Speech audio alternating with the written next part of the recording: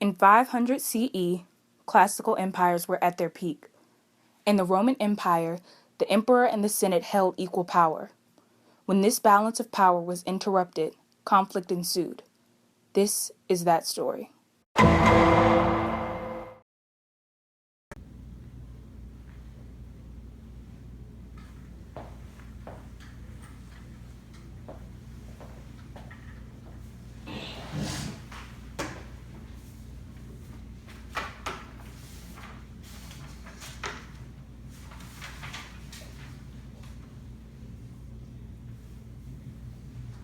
Good evening, court. I'd like to give a special thanks to my security officer and my honorable jury. Let's begin. We are presented today to hear the case of Augustus, also known as Octavian, versus the Senate, and his Senator Marcus Limbo, who has chosen to represent himself. Is the prosecution ready to begin their case? Yes, Your Honor. You may proceed. The Roman Empire used to be great. There was a time when, just as our forefathers had intended, there was an equal balance between the emperor and the Senate, which coexisted as two governing bodies who watched over our great empire. This period of peace, where things were as they were meant to be, was lovingly referred to as Pax Romana. Now, Augustus is trying to ruin what took us so long to build, and I, as a proud citizen of Rome, will no longer stand for it. We have come so far since the days of the Republic, the days in which Julius Caesar, the ancestor of Augustus, was killed before he even had an opportunity to prove his greatness. And to think that Augustus is trying to take us back to that place sickens me, and it should sicken you as a member of the great empire that we've built so far. I look out at all of you and I see proud Roman citizens, and I look out at all of the aqueducts being built, the many laws being established, and all the other advancements we are making as a people, and I cannot understand why anyone would want to ruin that. Do not let yourselves be a part of allowing Augustus to ruin what we have built. Remain on the topic, Senator. My apologies. Nothing further. Would the defense like to respond to these allegations? Yes, I would, Your Honor. Good afternoon to you. And I'm the patron of Augustus, and in our patron-client relationship, I'll be supporting him in this case. My client believes that the Senate does not deserve as much power as he has. We think that the power that the Senate has right now, they don't even deserve. Not only do they not use it right, but they are pledging allegiance to equities and running the elite system of old aristocracy. I cannot be allowed. Thank you. You may be seated. After hearing both arguments, I have concluded that we will need to move on to the questioning stage of trial, where the prosecution will call their first and only witness, which I presume to be the emperor. Dictator. Senator Limbo, control your console. No! We will be right back after a quick recess.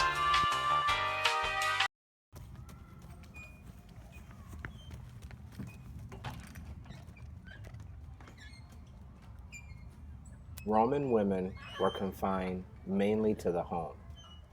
Property was always in the name of the husband or father, and the only real place where women were allowed to assert their leadership was in the management of the household slaves.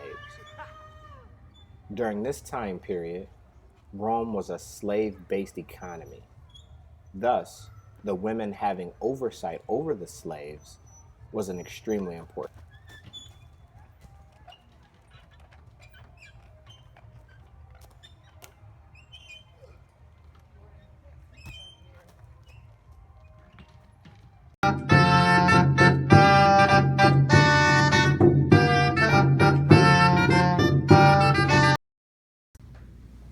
After reviewing the files during recess, we will proceed to questioning.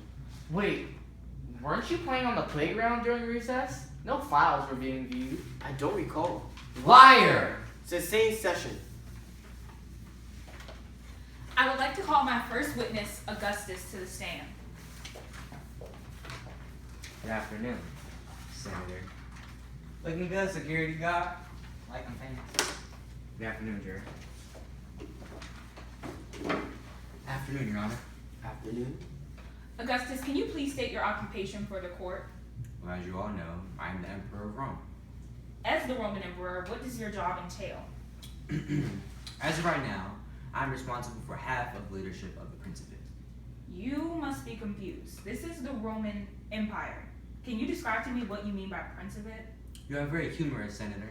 I am not confused. You very well know that we're early in the stages of empire, and as I am the princeps, or first citizen, we still retain some features of the republican government.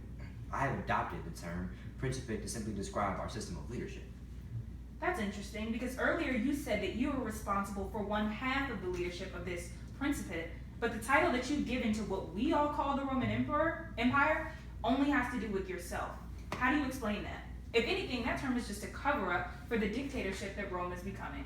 Objection! Counsel is testifying. They're trying to No, incriminate counsel is me. not testifying. You don't know what you're talking I about. do know what I'm talking about. You always don't do know it. You what always do you're it. You're always Stop. I'll have to put both of you guys in contempt. You know what? Sorry, Your Honor. I think we should take a 5-minute recess. It's agreed. Order. 5-minute recess. Ladies!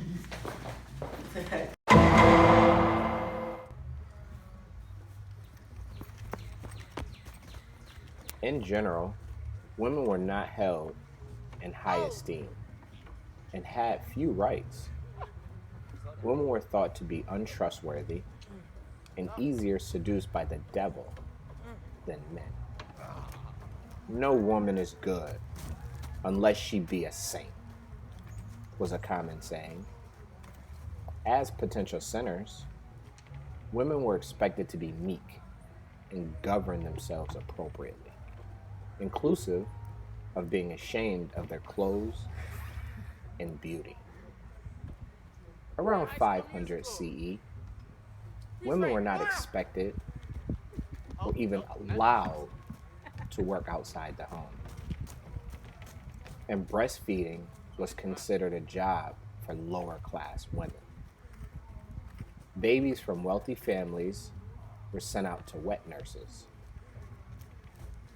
Women living in covenants as nuns earned income by producing gold and silver thread, oftentimes selling it to secular women who used it to enhance their embroidery. The nuns could also use the thread for devotional works of art, such as altar frontals and corporals, which were the cases used to bring the host to the altar, either in their own covenant churches or to be sold.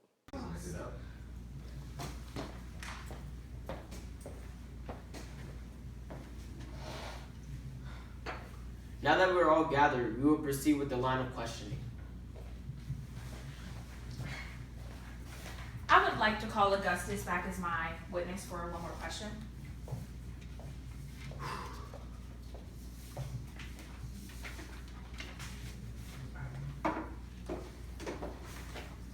Augustus, the question asked before the recess was, how do you explain the title of Principate when it only refers to you and the leadership that you hold in the Roman Empire? If a military dictatorship is the direction that we are heading in, I am confident in the fact that that is what's best for Rome. No further questions for this witness, Your Honor. Thank you. Patron, would you like to question your client? Yes, I would, Your Honor. I only have a few. You may proceed. Augustus, how were you elected as emperor? Well, as you all know, I was elected by the people. And once you were elected, did you believe that you had what was best for Rome in mind?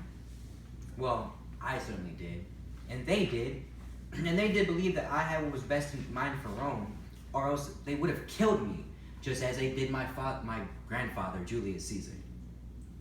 So, are you admitting to the charges pressed against you?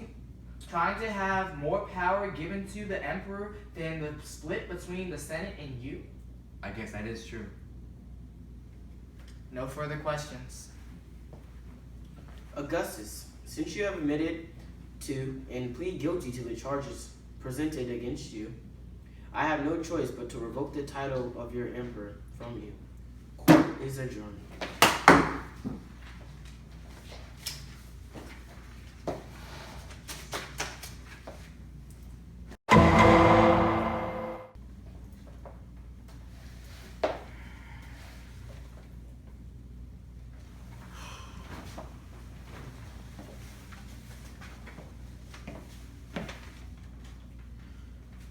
Now that Augustus has been dethroned, I am proud to announce the new emperor of Constantine.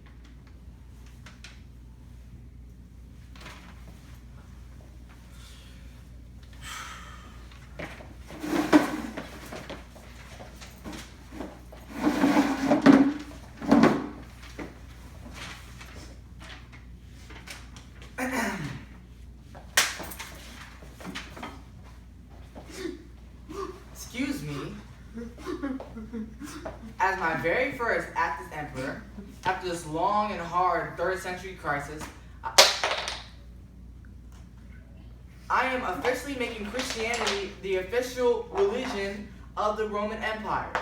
Persecution of Christians will result in death.